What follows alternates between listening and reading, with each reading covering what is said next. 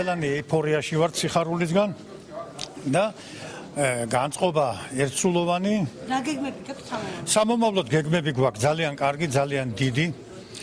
ჩვენ ახლა თქვენ ნახევარში ერთ თვეში ასე დაახლოებით გამოვაცხადებთ ტენდერს კაპიტალურ რემონტზე, რომელიც ჩასმულია განათლების სამინისტრომ, ბატონმა მინისტრმა გიათა მომაიშვილმა გაითვალისწინა აქაური პირობები და ჩაგვისვა თითქმის 1 მილიონიანი 960.000-იანი ფონდი დაუშვა. ახალი შემართება, რა თქმა უნდა, პირველ რიგში ახალი დირექტორი, ხელმძღვანელობა, მთავარი ქორეოგრაფი. ხო და ჩვენც ძალიან შემართებით, დიდი მონდომებით ვიწყებთ და ღმერთის იმედით ყველაფერი იქნება წინ და წინსვლა იქნება ამან სამში რა. იმედი გვაქვს ყველას, რომ გავამართლებთ